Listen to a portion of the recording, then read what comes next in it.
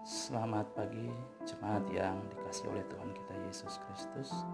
Salam sejahtera untuk kita semua, salam sehat untuk kita. Tema kita di Minggu Sengsara Yesus yang keempat ini adalah bersukacitalah, alamilah pekerjaan Allah yang menghidupkan. Bapak Ibu yang dikasihi oleh Tuhan kita Yesus Kristus, kita harus tahu satu hal, bahwa keputusan Allah, pilihan Allah, bahkan cara kerja Allah bagi dunia dan kita merupakan kehendak bebasnya yang tidak bisa diwakilkan, tidak dapat diduga, dan kadang-kadang tidak bisa diprediksi oleh pikiran kita. Seperti halnya keputusan Allah memilih Daud sebagai raja atas Israel, yang merupakan bacaan kita hari ini, tidak pernah dipikirkan sedikit pun oleh Yesaya, dan tidak juga dipikirkan Samuel sebelumnya, bahkan oleh bangsa Israel. Menariknya Bapak Ibu Jemaat, di dalam bacaan kita hari ini ditunjukkan dengan jelas fokus dari pandangan Allah itu sendiri. Diungkapkan bahwa Allah melihat hati, manusia melihat apa yang di depan mata. Hal ini memberi penegasan bagi kita Bapak Ibu Saudari, bahwa perbedaan pilihan Allah dan perbedaan pilihan manusia, kita melihat dengan jelas juga kehendak manusia dan kehendak Allah itu berbeda. Mungkin kita bisa saja bertanya begini, apakah semua yang terjadi dalam hidup ini semua semata-mata kehendak Allah? Apakah sama sekali tidak ada peran kita sebagai manusia di dalamnya? Jawabannya Bapak Ibu Jemaat, Allah punya otoritas untuk berkehendak bagi kita, tetapi kita bisa menjadi alasan Allah memilih sesuatu dan berkehendak sesuatu kepada kita. Contohnya, pilihan Allah dan kehendak Allah jatuh kepada Daud bukan semata-mata kehendak bebas Allah, tetapi hati dan karakter Daud menjadi alasan mengapa Allah memilihnya. Lantas, wujud hati dan karakter seperti apa yang dimiliki Daud sehingga hati Allah tergerak dan tersentuh memilihnya? Saya mencatat ada 3 hal Bapak Ibu Jemaat. Yang pertama, Daud percaya kepada Allah dan merupakan seorang pemberani. Yang kedua, Daud adalah seorang gembala yang sederhana. Yang ketiga, Daud adalah pemuji Allah. Bapak Ibu yang dikasihi oleh Tuhan Yesus Kristus, jika kita melihat kehidupan Daud dan alasan mengapa Allah memilihnya, maka saat ini saya ingin menunjukkan kepada Anda bahwa Allah tidak hanya menunjukkan kepada kita untuk melihat kehendak bebas Allah yang mana memilih raja saja atau memilih Daud sebagai raja. Tetapi jauh dari itu, saya ingin menunjukkan kepada Anda bahwa bagaimana dengan jelas kita dapat melihat keberpihakan Allah kepada orang yang hati dan sikapnya benar, dan itu ditunjukkan oleh Daud. Kita pun dapat melihat bagaimana Allah menuntun Daud saat ia lemah. Kita pun bisa melihat pemeliharaan Allah bagi Daud saat dia berkekurangan, menolong serta menopang dia pada saat-saat di mana dia mengalami masa-masa sulit dalam kehidupannya, baik sebelum menjadi raja, bahkan setelah ia menjadi raja. Kita tahu bersama ia pernah diabaikan. Ia diabaikan oleh saudaranya sendiri. Dia pernah dinilai kecil dan tak berdaya. Dia dikejar dan ingin dibunuh oleh Saul. Dan dia pernah ada dalam perjalanan yang mencekam di gurun pasir. Namun dalam perjalanan itu, ia bertemu dengan kuasa Tuhan. Dari sini kita dapat melihat juga bahwa kehendak bebas Allah tidak hanya nampak dengan jabatan raja dan kemegahan di dalamnya, tetapi juga kehendak Allah dapat dilihat di dalam masa-masa sulit dan tantangan yang dihadapi Daud. Ya, Allah mengizinkan masa-masa sulit itu dialami supaya ia menjadi kuat dan kokoh sebagai abdi Allah. Seperti Mazmur 23, di sana Daud mengungkapkan bahwa Allah tidak hanya ada dan hadir untuk membawanya ke air yang tenang, dan padang rumput yang hijau, melainkan Allah pun berkuasa menuntun dan menjaganya di dalam lembah kekelaman, dalam bayang-bayang maut. Jemaat yang dikasihi oleh Tuhan Yesus Kristus, lantas apa yang penting yang bisa kita maknai dalam perjalanan iman kita saat ini, saat di mana virus corona memaksa kita untuk harus jaga jarak antara satu dengan yang lain, membuat kita harus bersekutu dan beribadah di rumah kita, saat juga membuat kita ada dalam kekhawatiran, kecemasan, dan takut. Apakah ini maksud dan kehendak Tuhan? Lantas apa yang harus kita lakukan saat ini dalam menghadapi kejamnya virus corona? Saudara-saudari yang Tuhan Yesus kasihi, saya ingin mengatakan begini kepada Anda, bahwa firman Tuhan saat ini tidak hanya mengajak kita atau mengantar hati kita dan karakter kita supaya benar, tetapi memerintahkan kita untuk menghadapi, memerangi, serta harus mengalahkan tantangan ini. Artinya kita tidak boleh membiarkan tantangan dan cobaan ini menggilas tubuh kita dan rohani kita. Sebab kehendak Allah yang menyelamatkan dan memulihkan itu pun ada di tangan kita. Tergantung oleh sikap hati dan karakter kita saat ini. Oleh sebab itu jemaat, firman Tuhan hari ini memberi rujukan karakter dan hati untuk menghadapi tantangan ini. Dan itu adalah hati dan karakter Daud. Untuk itu, maka saya ingin Anda mengetahui hal-hal besar ini. Yang pertama, saya ingin dan firman Tuhan ingin untuk kita. Yang pertama, perangilah tantangan hari ini dengan sikap hatimu yang selalu terpaut pada Allah. Fokuskanlah hatimu pada Allah. Bahkan Anda harus memastikan dan meyakinkan diri saat ini bahwa walau hari ini dan besok virus corona tetap kejam, membuat banyak orang khawatir, takut, cemas, bahkan ketika aku dan keluargaku hidup dengan virus itu, saya mau tetap berkata bahwa saya adalah orang yang telah dipilih Allah dan telah ditebus Allah lewat pengorbanan Tuhan Yesus. Yang kedua, perangilah tantangan hari ini dengan sikap berani. Daud menjadi berani bukan karena dia memandang tubuhnya yang lemah dan kecil atau otaknya yang cerdas. Dia berani sebab dia meyakini ada Tuhan bersamanya, hidup dengannya, senang dengannya, sakit dengannya.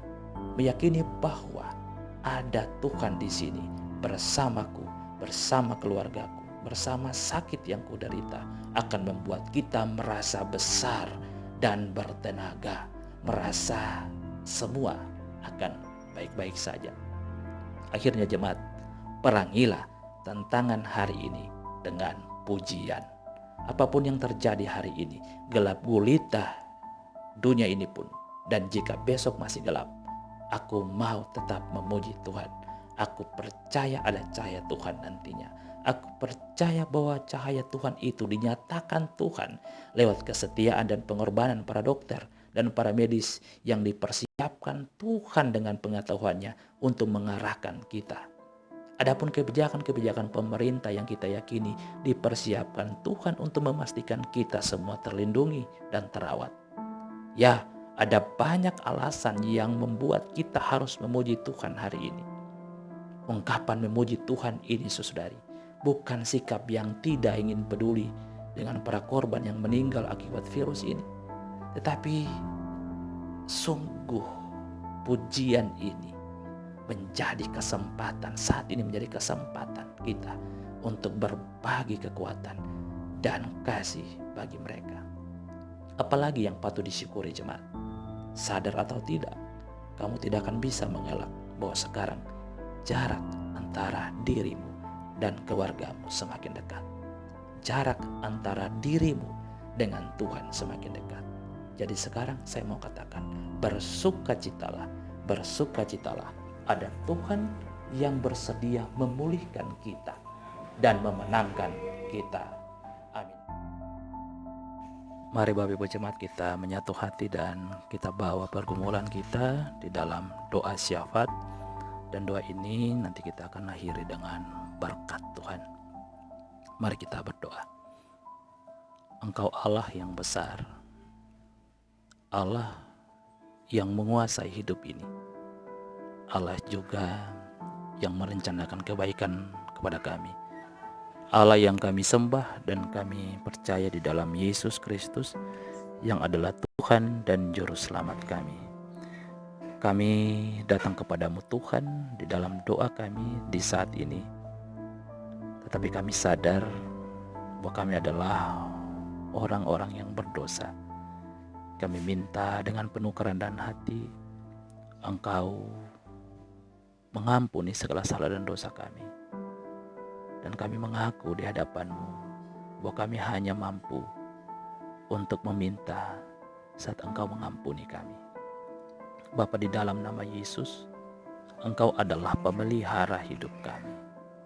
Kami datang kepadamu dengan penuh keyakinan bahwa keluarga kami bisa dijaga, keluarga kami bisa dirawat, keluarga kami bisa damai dan sukacita jika Engkau ada di dalam kami. Kami minta Tuhan supaya Engkau memberkati keluarga rumah tangga kami. Jadikan kami menjadi keluarga Kristen yang terus beriman, yang berkarakter benar di hadapan Tuhan. Ajarlah kami sebagai orang tua, ajarlah kami sebagai suami dan istri untuk menjadi imam, menjadi pendoa di dalam rumah tangga kami masing-masing, supaya anak-anak kami, cucu-cucu kami menjadi anak-anak dan cucu-cucu yang diberkati oleh Tuhan. Bapa, di dalam nama Yesus kami datang kepadamu menyerahkan kehidupan bangsa dan negara ini di dalam penguasaan dan kendali Tuhan.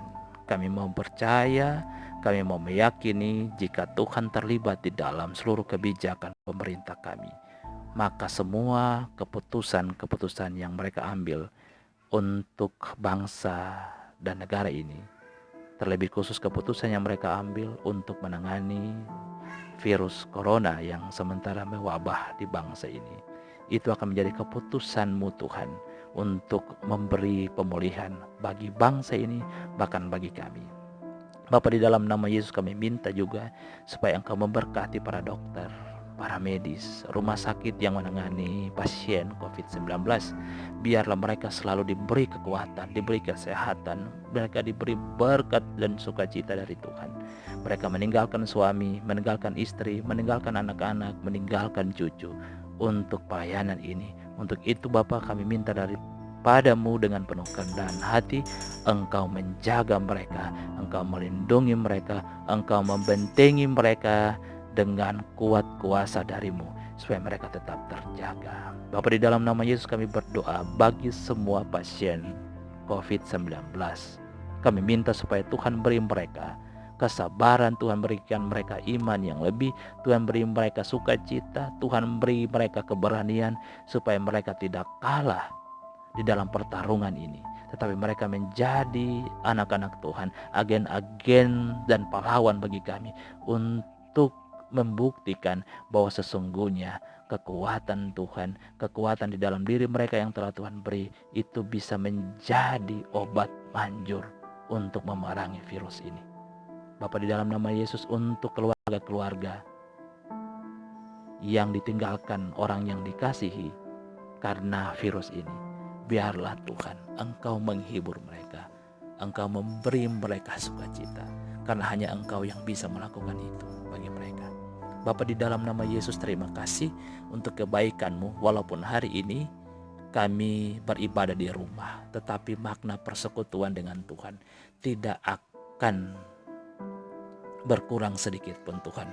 Sebab kami percaya ketika umat-Mu di jemaat ini menyatu hati, berdoa bersama di rumah-rumah mereka, maka sesungguhnya Tuhan juga ada di situ. Berkatilah gereja Peklarangan Indah. Biarlah seluruh kebijakan-kebijakan kami di dalam pelayanan kami, bahkan juga dalam menangani dan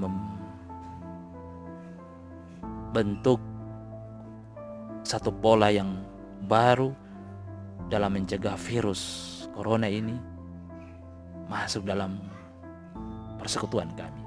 Biarlah Tuhan memberkati semua kebijakan kami. Bapa, di dalam nama Yesus kami percaya janda, duda, anak yatim piatu milik Tuhan. Kami minta Tuhan pelihara mereka. Bapa, di dalam nama Yesus kami telah memberi syukur kami lewat persembahan yang kami berikan saat ini. Tuhan, ini hati kami, sekaligus pergumulan kami kepada Tuhan.